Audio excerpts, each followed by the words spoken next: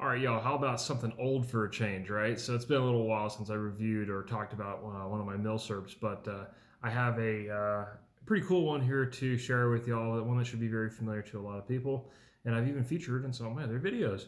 And that is my Yugoslavian SKS. Oh yeah, look at that. Really old school. So yeah, this is your pretty standard Yugoslavian SKS, but I've got the old grenade launcher attachment there at the end, and I do have some dummy grenades as I've showcased in some of my other videos as well, and you can see how all of that works. So I got this mostly because I realized in my gun collection I did not have an SKS of any kind, and I was kind of in between as well, AKs, because I'd gone through a period where I bought a Century Arms C39 V2, and that was my first AK that I ever got, and I was kind of happy with it until I started doing some more research, and I found out that those things tend to be ticking time bombs, like most of Century's AKs, except for the Wassers. So I ended up selling that thing, and then I moved on to a Palmetto State Armory PSA, PSAC, GF3 or whatever it was. That thing also turned out to be a pile of junk, so I got rid of that. But during all of that, I had my trusty SKS here to shoot the very common and well-known 7.62 by 39. Now this remains right now my only gun that actually shoots that, because like I said, I'm in between AKs at the moment, still trying to figure out which one I want to get next. But in the meantime, this thing serves pretty well.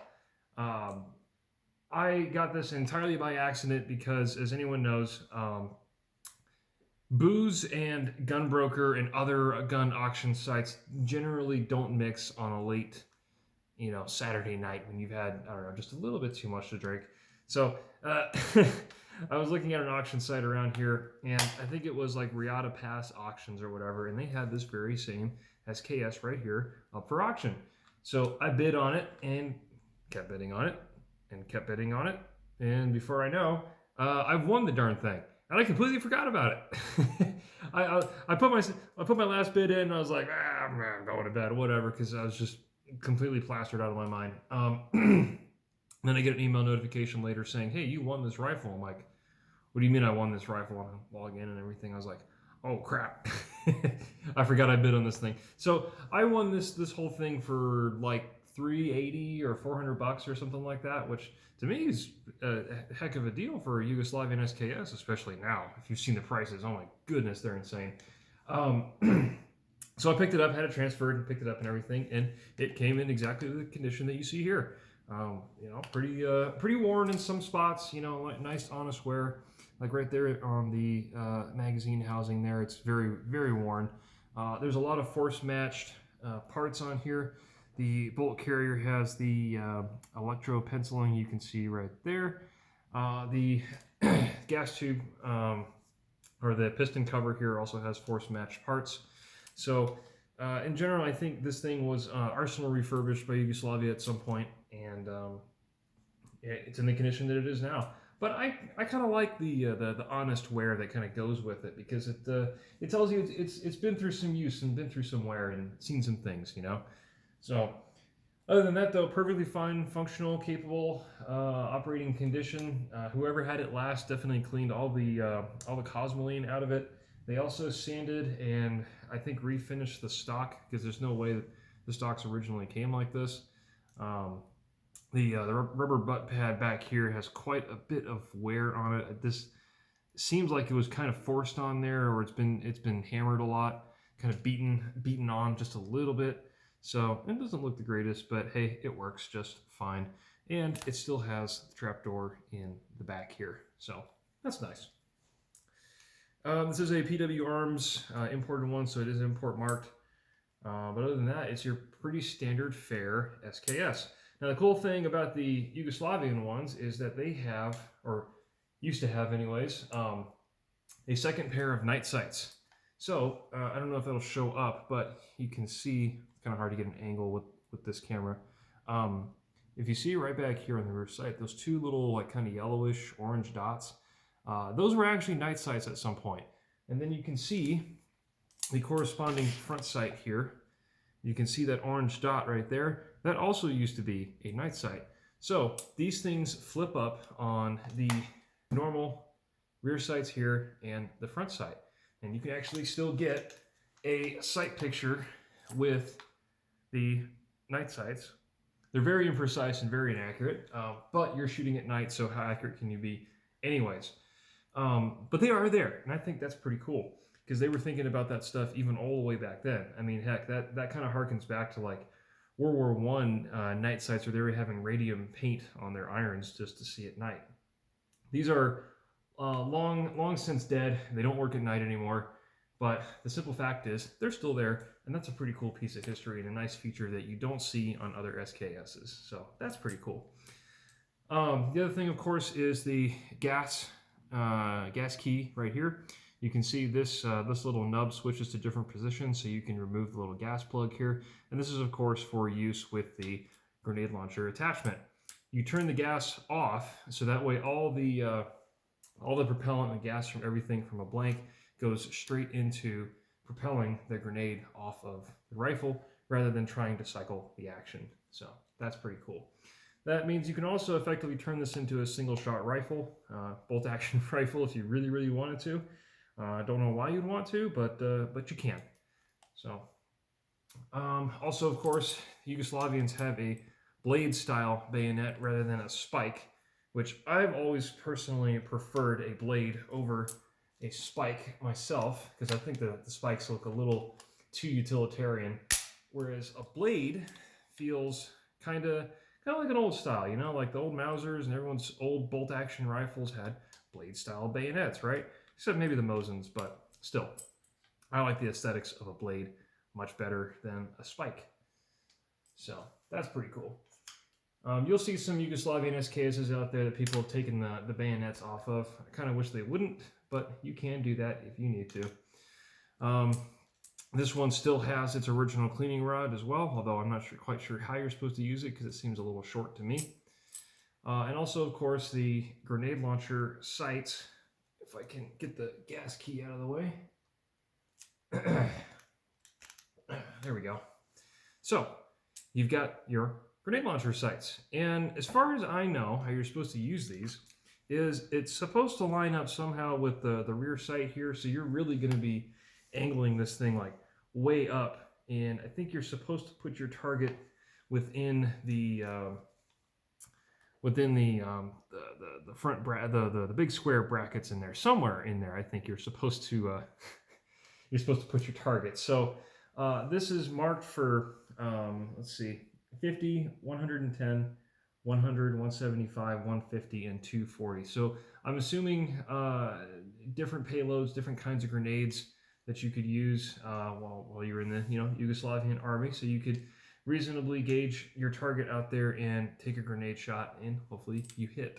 So yeah, I don't have a whole lot of experience though with rifle grenades, so I'm not 100% on exactly how that's supposed to work. It's not like I have a Yugoslavian field manual for how to operate these things. Even if I did have one, I couldn't read it. So yeah, if someone else knows how to properly work those things, please let me know in the comments if there's like a resource I can read up on it, because I personally don't know. I just have fun and take my little dummy grenades, put them on the end here, put my blank in the gun, and just fire away, just for fun. Yeah, so SKSs, a lot of fun, well known to a lot of people. I mean, these things have been on the surplus market for forever and a day, almost as long as Mosin and Gaunt's have. They have a very special place in a lot of Americans' hearts because this is basically one of the first like hunting rifles and really a rare example of a cheap, well, it used to be cheap, affordable and readily available semi-automatic milsurp. Because if you look at a lot of the semi-automatic milsurps, they're very, very expensive and use the larger calibers. We're talking like your FN49s, for instance, right? Those things shoot full-size cartridges versus 7.62 much more mild of a cartridge to shoot. Definitely fits that intermediate caliber category versus full power cartridges. So yeah, a rare example of a like I said, a cheap, available, cheaper to shoot kind of semi-automatic milsurp. You just don't see those very often. So that fills a very important niche for these rifles. Of course, the price has gone up enormously since then.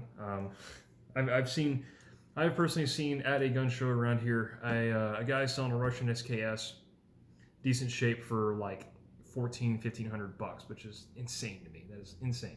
Now, granted, it is a nice SKS, but it's still an SKS, right? So, yeah, these things have been known to be somewhat reliable. I wouldn't say that they're 100% reliable. They don't have the same legendary reputation as like an AK for reliability. That can be due to a number of reasons, but I've always found them to be mostly reliable. So this also operates off of a short stroke piston versus a long stroke piston, which is actually pretty forward thinking for the day, I have to say, because when you think like short stroke pistons, you'll think like more advanced things like some of the SIG rifles today are short stroke pistons.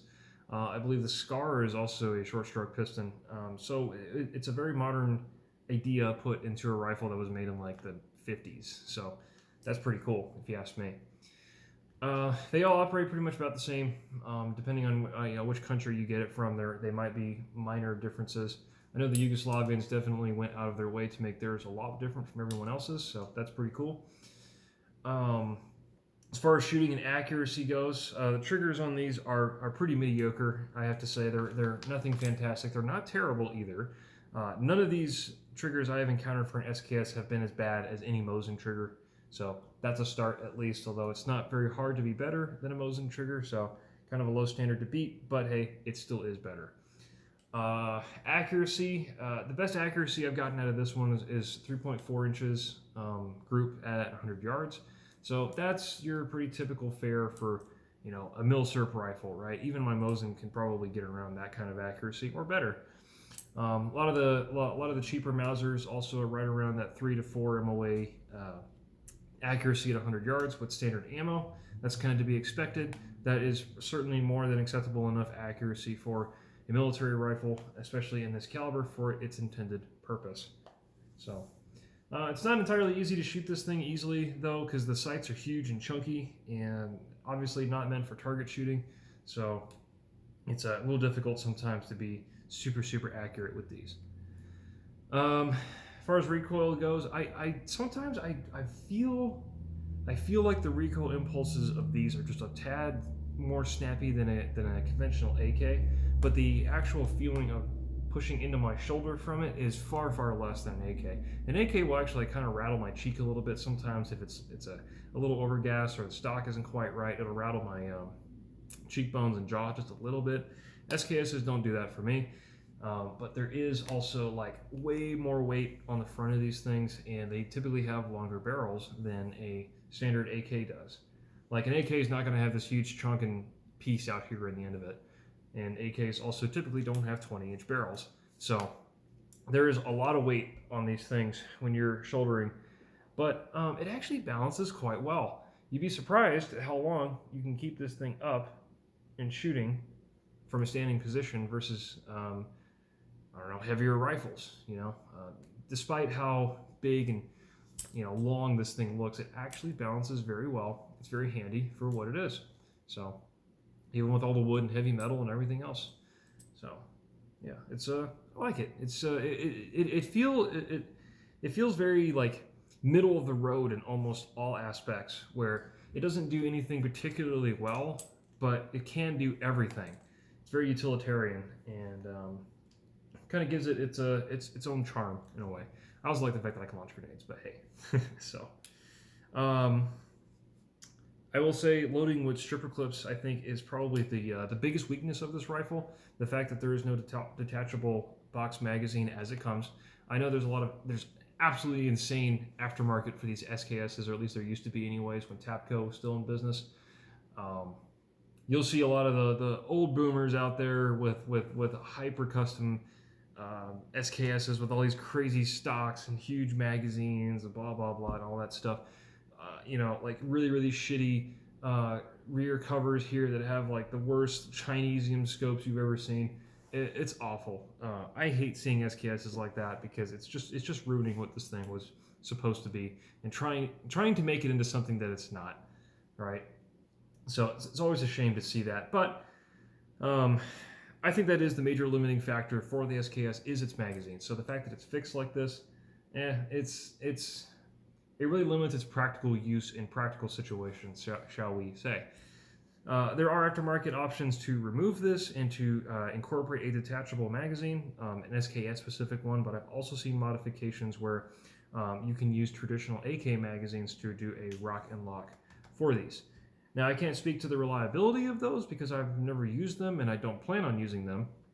Frankly, I think they're all a bit jank and kind of not ideal. And like I said, you're really trying to make this rifle into something that it's not. You know, if you want a 30 round capacity for 7.62 39, you really should just go get an AK, you know, for practical applications. But I guess, you know, if this is all you have, it's better than a bolt action, I think, in a lot of practical defensive situations. Okay.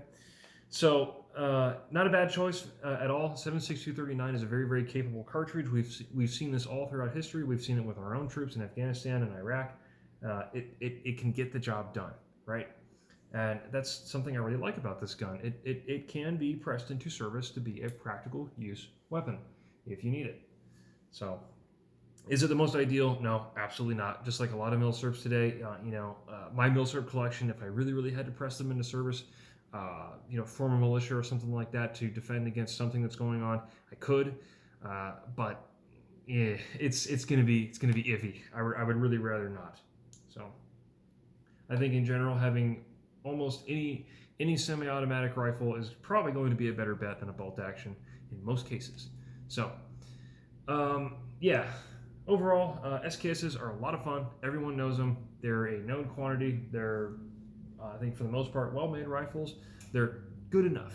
They're good enough. And, like I said, jack of all trades, master of none. Limited by magazine, but you can fix that if you want to. I wouldn't mess with these, but you can if you really, really, really want to. So, I personally like mine, even though it's a big honking piece of steel. It's heavy, it's got its quirks, it's not particularly accurate, but it is also right now the only rifle that I have that shoots 7.62 39, so it fills that important niche gap position in my arsenal for the moment until I get a real AK that is not going to blow up in my face and isn't a piece of crap.